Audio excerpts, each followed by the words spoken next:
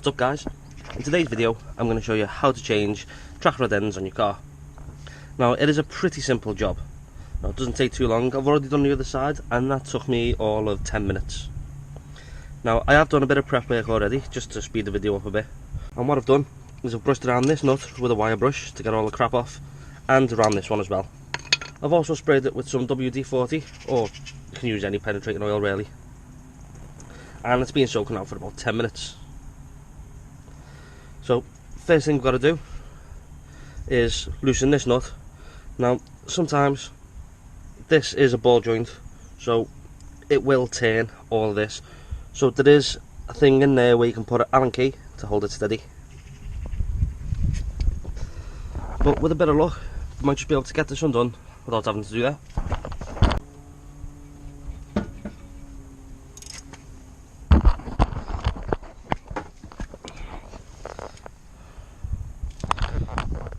So there we go. The nut is cracked free. Now hopefully we can get it straight off without any messing about.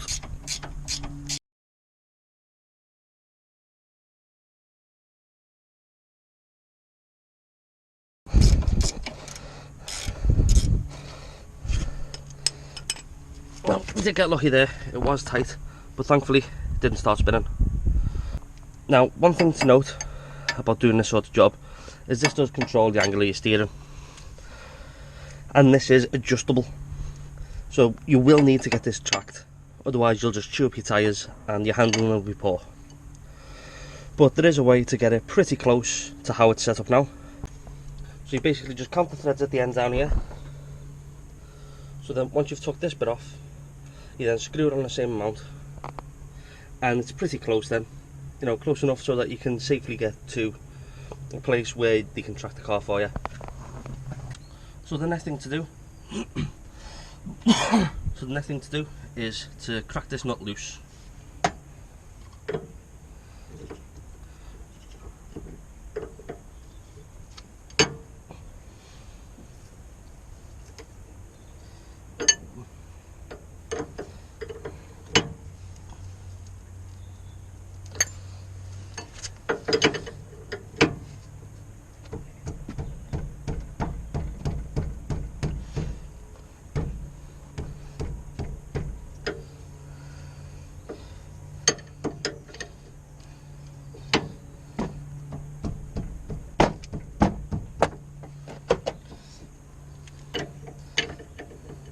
There we go, so I've just cracked that.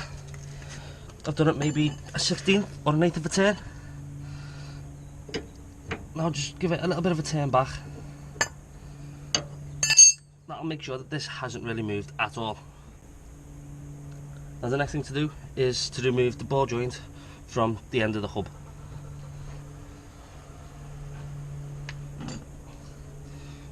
Best way to do that, a few taps with a big hammer.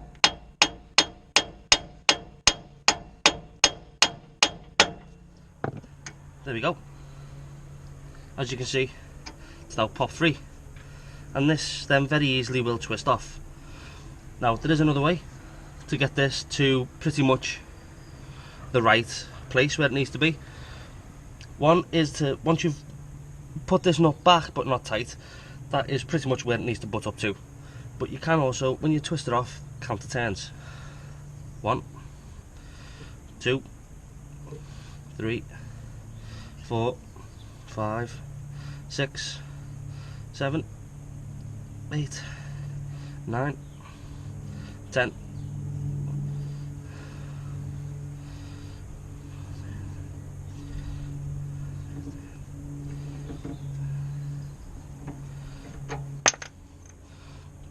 There we go, that was 19 turns.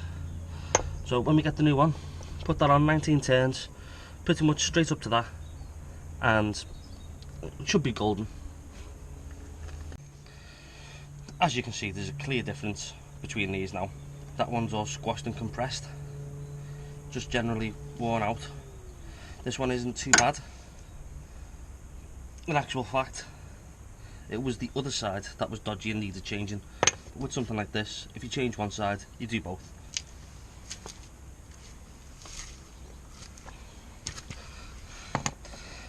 This is the one I took off the other side, and as you can see, Look at just how wobbly that is.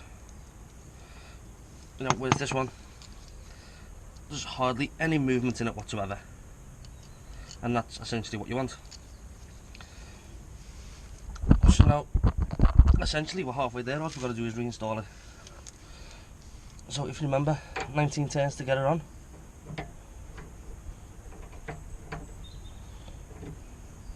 One, 2, 3, 4, 5, 6.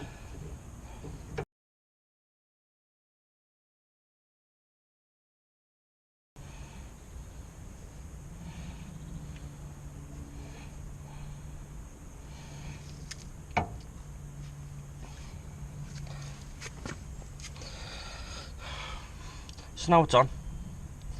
We then just have to feed it back through this hole.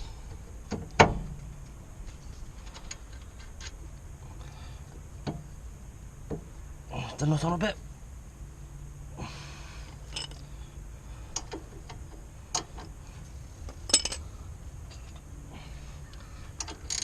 And then tighten this down.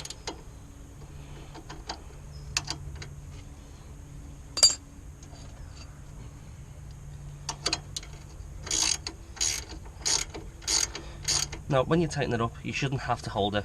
It should basically hold itself in place.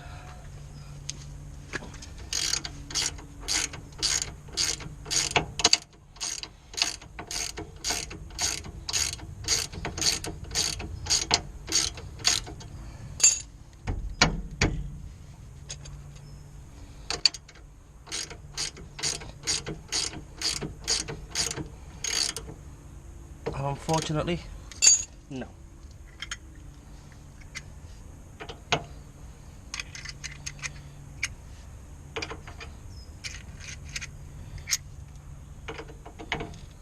There we go.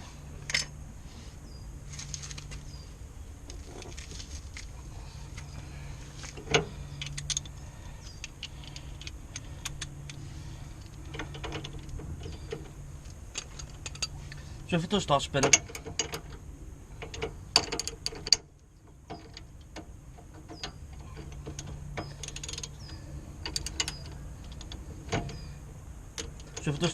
all you have to do is hold it steady and then tighten it down again.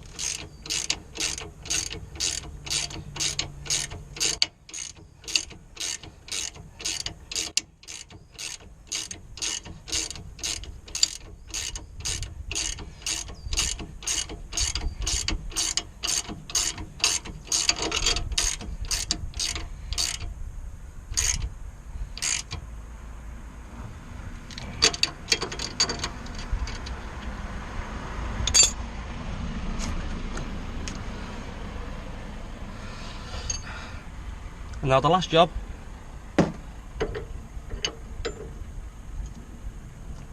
is to tighten this nut down back against this. This locks it in place and essentially stops your steering angle getting changed.